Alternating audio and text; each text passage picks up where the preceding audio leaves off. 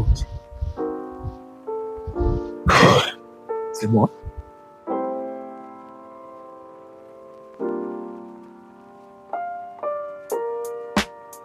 Bote Bino Banso.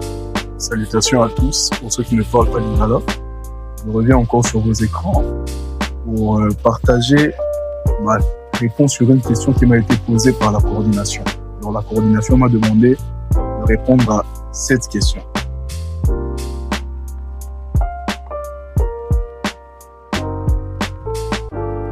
Alors, avant de chercher à savoir si la Bible est l'œuvre la plus incontournable et connue de l'histoire de l'humanité, il faut d'abord qu'on cherche à savoir qu'est-ce qui est une œuvre incontournable. Alors, tu peux aller loin, j'ai posé la question à l'intelligence artificielle pour avoir une réponse, des critères un peu objectifs, et voici les deux réponses qu'elle m'a données, l'intelligence artificielle.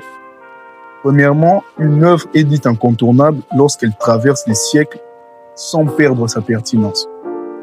Deuxièmement, une œuvre est dite incontournable lorsqu'elle transforme durablement le système de vie des individus ou des civilisations. Alors, lorsque nous avons une telle chose, lorsque nous avons ces deux critères, ça nous permet de savoir si la Bible est une œuvre incontournable. Mais avant de répondre, je bénis Dieu pour cette question parce que, vous savez, on accorde la considération à une chose lorsque on réalise sa valeur. Notre considération à une chose dépend de la valeur qu'on accorde à cette chose, la valeur qu'on reconnaît à cette chose. Et la plupart des chrétiens, je dirais, prennent la Bible pour acquis parce qu'il y a certaines informations qu'ils n'ont pas et donc ils ne peuvent pas comprendre ou réaliser la valeur de la parole de Dieu. Et je pense que la Bible est la parole de Dieu.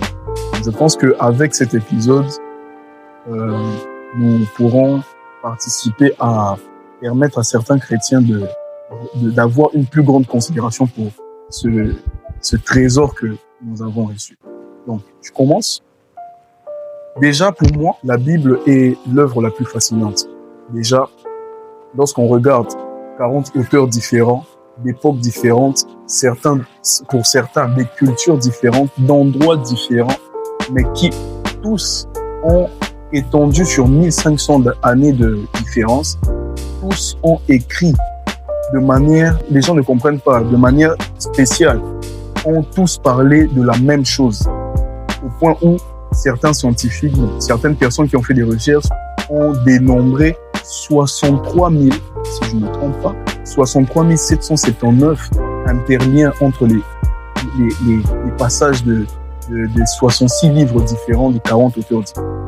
Je pense que c'est l'œuvre la plus fascinante. Ça fascine depuis que l'on connaît, depuis que la Bible a été canonisée. Je ne parlerai pas de la canonisation.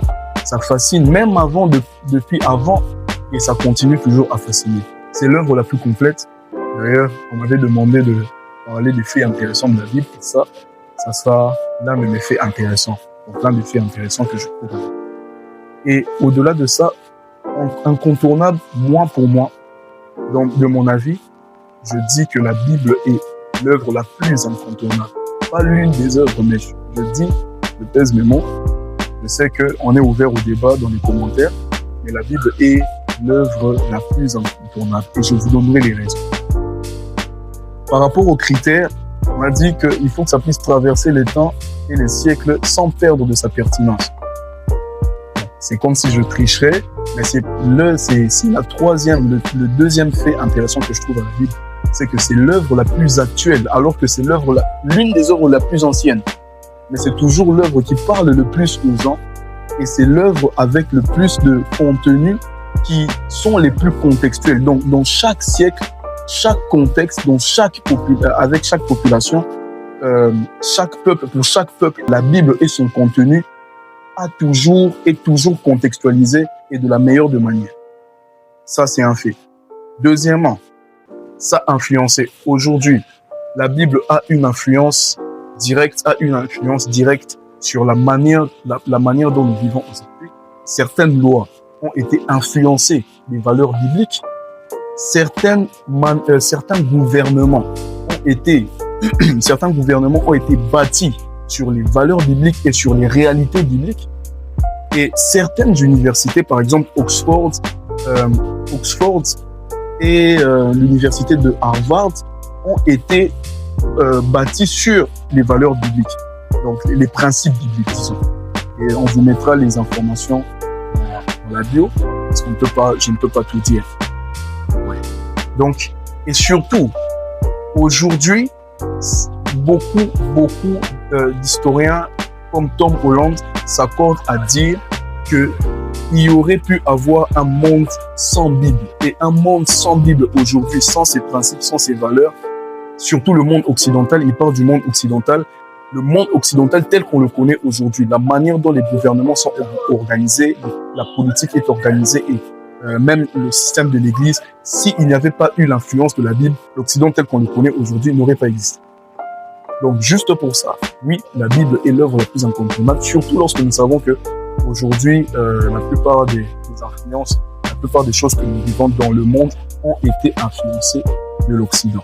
Je sais que ça peut ouvrir la porte à beaucoup de débats.